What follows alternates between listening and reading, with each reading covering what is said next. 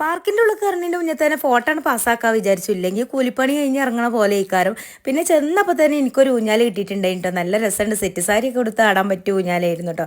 പക്ഷേ ഞാൻ ചുരിദാറായിട്ട് അഡ്ജസ്റ്റ് ചെയ്തു. 5 മണിക്ക് വരുന്ന പാർക്കിലേക്ക് 11 മണിക്ക് തന്നെ എത്തിയതുകൊണ്ട് എല്ലാം ചൂടായി പൊള്ളി ഇരിക്കാൻ ടൈമിലൊന്നും ഇരിക്കാൻ തന്നെ കഴിയണില്ല. മക്കൾക്ക് പിന്നെ ഇതൊക്കെ പാടെ കണ്ട ഉഷാറിൽ വെയിലും ചൂടൊന്നും ഒരു ഇതല്ലായിരുന്നു കേട്ടോ. പിന്നെ റിസുവിനായിരുന്നു പേടി ഉണ്ടായിരുന്നത്.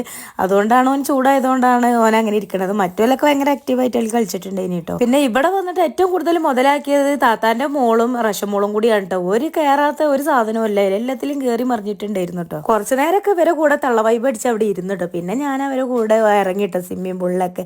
പിന്നെ മക്കളെ പോണ പോലെ എനിക്കും പോകാൻ നല്ല ആഗ്രഹം ഉണ്ടായിരുന്നു. പക്ഷേ എനിക്ക് പേടിയാണ്, എൻ്റെ വെയിറ്റ് താങ്ങൂലെന്നൊരു പേടി. ഒരു ഐസ്ക്രീമിന് 80 രൂപയുണ്ട് അതിൻ്റെ ഉള്ളിൽ. പിന്നെ ടിക്കറ്റ് ഇച്ചിരി ഓവർ ആണെങ്കിലും കയറിയാൽ നല്ല അടിപൊളി സാധനങ്ങളൊക്കെ ഉണ്ട് കേട്ടോ അതിൻ്റെ ഉള്ളിൽ. കുട്ടികൾക്കും വലിയവർക്കും വേറെ വേറെ സ്വിമ്മിംഗ് പൂളാണ് കേട്ടോ. അപ്പം ഞാനും കുറേ നേരം സ്വിമ്മിംഗ് പൂളിൽ എൻജോയ് ചെയ്തിട്ടോ റഷമോളൊക്കെ കൂടെ. അപ്പം ചില്ലാക്കി. അപ്പോൾ ഇത്രയൊക്കെ ഉള്ളൂ. ബൈ.